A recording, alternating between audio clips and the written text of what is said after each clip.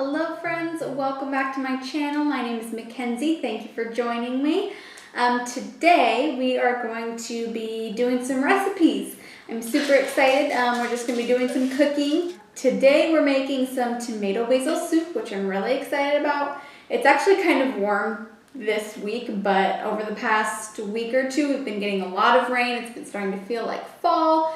So I really wanted some tomato basil soup. I have some delicious cheese that I can make into a grilled cheese sandwich. So I'm really excited for that. I have all my ingredients here. The recipe that I'm using, I don't remember where I got it. I have it typed out here, so I'll type it out down in the description box below for you. And as always, please subscribe, like, comment, let me know what you think of these recipes, and if you guys are excited to try them, any recommendations you have. Let's get cooking. Okay, so for this recipe, we need 5 tomatoes. You need 6 cups of tomato juice. This is just like a little bit under 6 cups. It's 46 ounces, not 48, but close enough. You obviously need basil. I was hoping to get a basil plant, but they didn't have any at the store I was at, so went with this. Some heavy whipping cream, it says 3/4 of a cup to 1 cup, so we'll see how much we end up using. Half a cup of butter and salt and pepper to taste.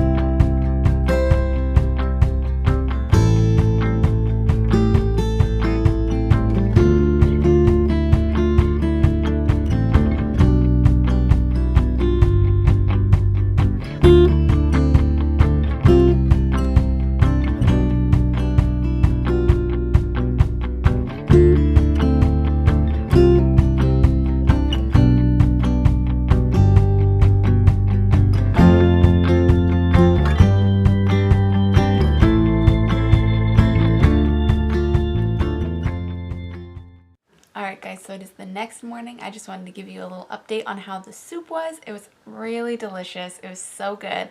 I love this recipe. It's so simple, but so delicious.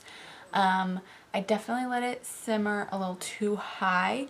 You're supposed to let it simmer for 2 hours with just the juice and the tomatoes, and I definitely had it a little bit too high. I had it just under medium heat, so it got pretty thick, but I didn't personally mind it. My husband didn't really mind it. It was still really delicious, so definitely keep it on more of a medium-low heat, I would say, and just check it, frequently until it's the thickness that you like. One thing I will note, I use an immersion blender to blend my tomatoes up. You could totally use a regular blender, but I always add the basil in after I use the immersion blender because I have put it in before and then had all the basil just get caught in the blades and in the little plastic covering, and it's just a mess. So that's what I personally do. It's just my husband and I, so it'll feed us for 2 meals. Yeah, it was really good. And the grilled cheese was delicious. Sharp white cheddar is my favorite. I absolutely love it. So it was so delicious. It didn't have the best cheese pull or anything, but it just like melts in your mouth. So it was a really delicious dinner. Let's move on to the next. All right, friends, it is another day. Today we're going to be making some crock pot sweet potato chili. I'm super excited about this. As it's getting colder, I want to do more crock pot recipes. I really like them because I'm not much of a cook, and so they're super easy, super flavorful, and really delicious. One reason I really like chili is it's just so versatile. You can take any sort of base recipe and just run with it, put in whatever veggies you have on hand or whatever particular flavors that you really enjoy and that your family really enjoys. You can eliminate whatever you want. It's just super easy as long as you have that base chili recipe in there. You can just kind of play around with it, do whatever you want, use up what you have. So it's really awesome. And this recipe obviously could easily be vegan or vegetarian. If you replace the chicken stock with like a veggie stock, or even just some water or some like tomato juice, whatever you want to do. And obviously you'd leave off like any cheese or sour cream as a topping. But it could very easily be a vegan or vegetarian meal. As it is meatless, which is awesome. So if you're looking for meatless meals, it's a great way to go. Okay, so I have my ingredients here for this recipe. It calls for only half of an onion, so I'm going to cut that up. 2 sweet potatoes. It says peeled, but I don't like to peel my potatoes for most things. There's just so many good nutrients in the peels, so you might as well leave them on. It calls for about 30 ounces of canned beans. I had dried beans that I wanted to use, so I soaked them a couple nights ago and then cooked them in the crock pot yesterday. They're not fully cooked, but obviously they'll keep cooking as we cook this recipe. And I've got probably more than I need here, but we'll see. Anything that's left over, obviously, we can use for something else. It's beans, so you can use them for just about anything. It also calls for some minced garlic. Obviously, fresh garlic would be better, but I'm lazy and I hate working with garlic. It just gets so sticky.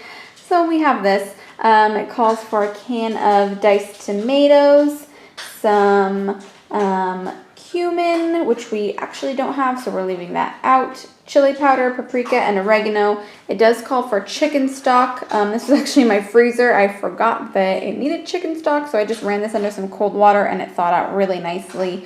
You could obviously use like a bouillon cube, but I wanted to use up my chicken stock that I have in my freezer because I save chicken bones and veggie scraps and use them to make my own stock, and I'm about ready to make some more, so I wanted to use up what I already have.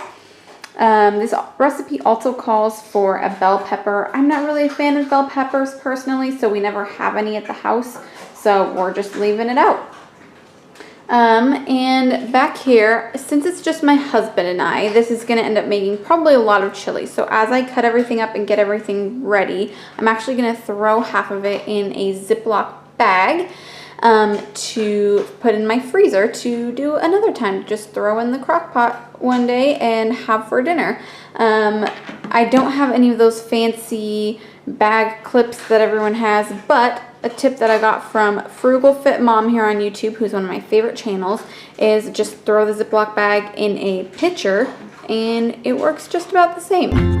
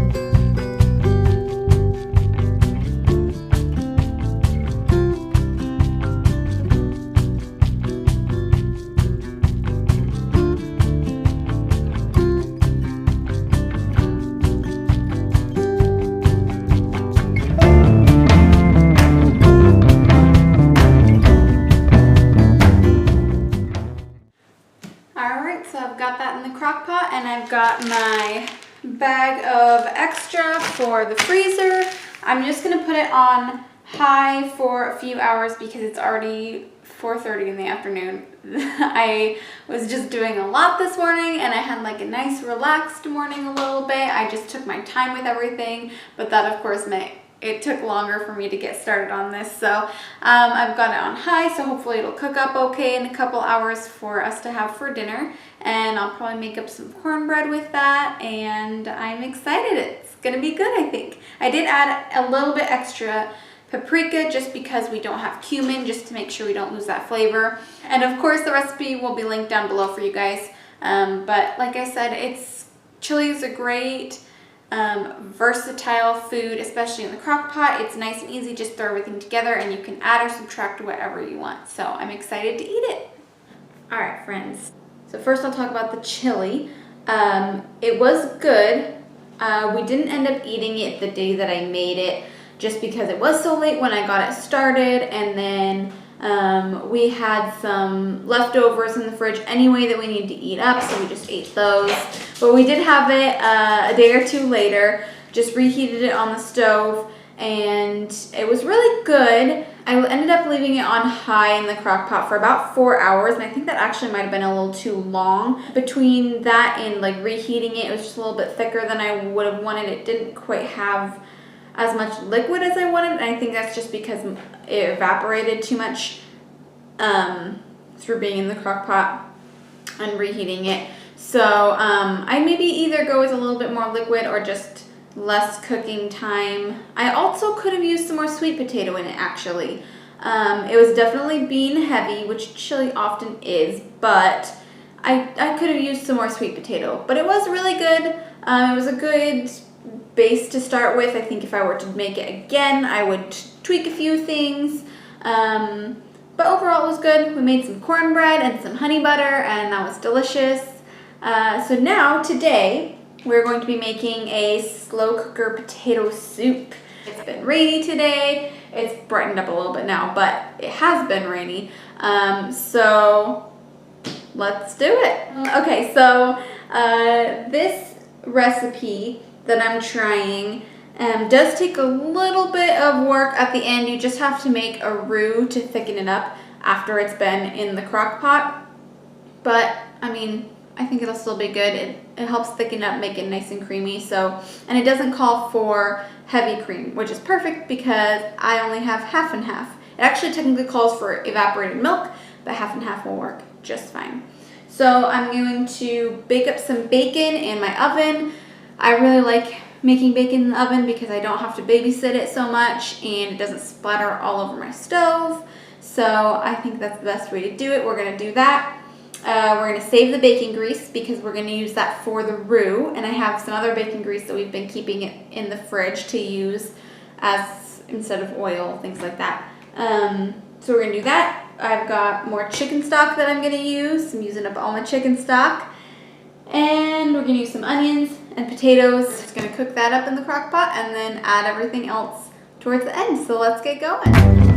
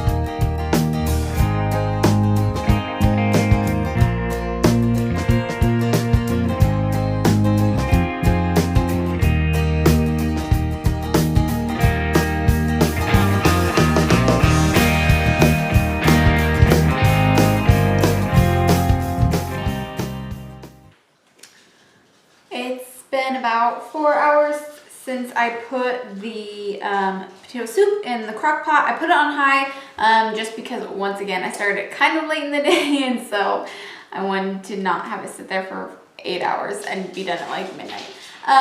So I'm gonna shred up some cheese. I'm gonna get my sour cream ready. It calls for sour cream, and then we are going to make our roux, which I'm a little nervous about. Never made a roux before. Usually my husband Jose is the one doing stuff like that. He's the cook.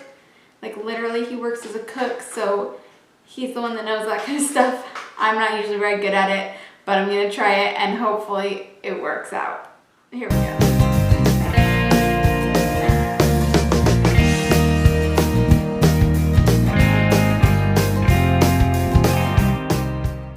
Alright, it is time to try to make the roux.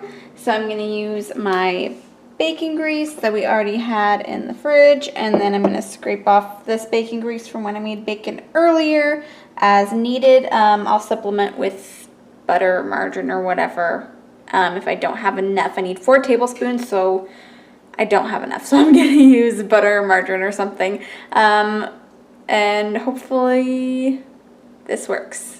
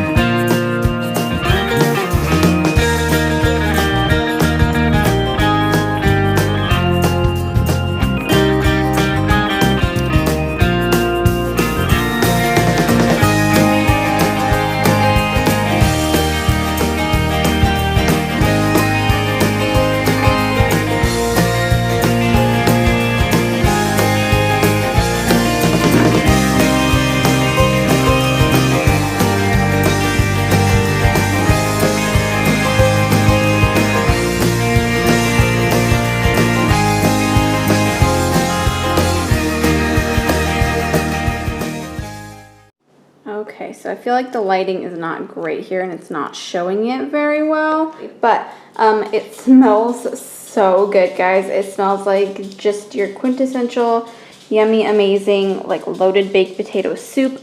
I'm so excited. It smells so good. All right, friends, it is the next day. Once again, we did not eat my crock pot meal the day that I made it. It was actually ready last night when we were ready to eat. But like I said, my husband's a cook and he made some pizza at work and brought it home for us. So we ate that instead, but we both had a little taste of the soup. And oh my gosh, guys, it is so good. This soup was like perfect for today. It was cold and rainy. I ate some this morning. I'm gonna eat some again and I'll show you guys. It is really, really good. Yeah, I don't have any complaints about it. It's really delicious. As you can see, it's pretty thick from that roux that we made, which actually was not as bad as I thought it was going to be. I was pretty proud of myself that that went well. Normally stuff like that just doesn't seem to go well for me. But yeah, it's super delicious. It's just what I needed. So yeah, really thick. I added a little bit more of the cheese and some green onions that we have in our backyard to the top, and it is perfect for a cold, wintry, rainy day. Hey friends, so I'm editing this and realized I didn't film an ending for this video, so I just wanted to say thank you so much for watching. I really, really appreciate it. Of course, I would love if you give this video a like, if you would subscribe to my channel to follow along for more videos, and of course I want to hear what you think. Let me know in the comments below if you liked these recipes, if you want to try any of them. If you do try any of them, absolutely let me know how they were. I would love to hear about it. Thanks guys, I'll see you next time. Bye.